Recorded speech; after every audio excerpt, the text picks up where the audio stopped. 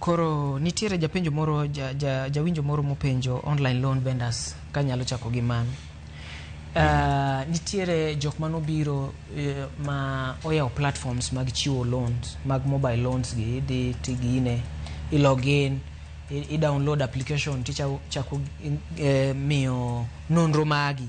then give me loan. Koro the moment ka ikalo to gichako goni simu. Koro inongo ni Central Bank of Kenya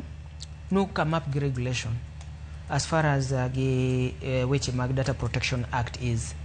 Mane giwuoyo mane mokwongo ne giwacho ni online loan vendors gi oningo bene gi register gi Central Bank of Kenya mondo ng'egi kaka financial institutions ama facilities. Secondly, in data protection owach ni ngata from the act of that 2019 nikech privacy mara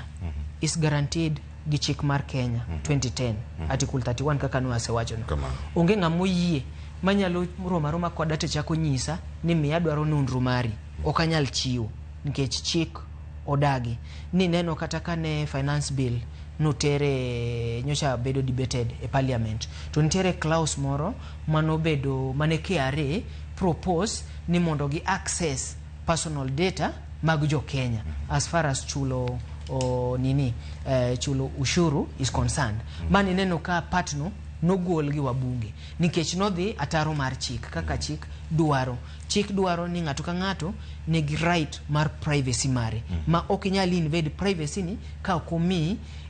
ratiro thuolo mondo itimri nade mondo access. Aya iuni wacho wach passwords. Inwango tinde ka ki yao mbui Facebook yao any account Google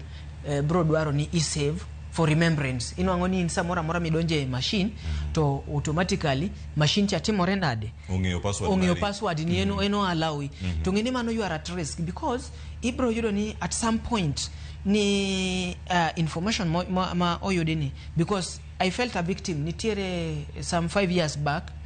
nan Kisumu to ne otur gari kan otur gari to na laptop na we gari na weyoga password na everything Gmail account mora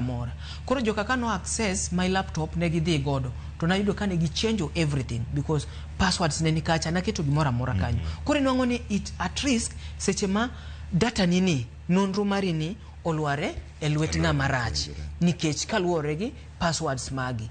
To sani neno ka weche mag nonro mag data protection na privacy inwango ni nitiere gimoro iluongo ni two factor authentication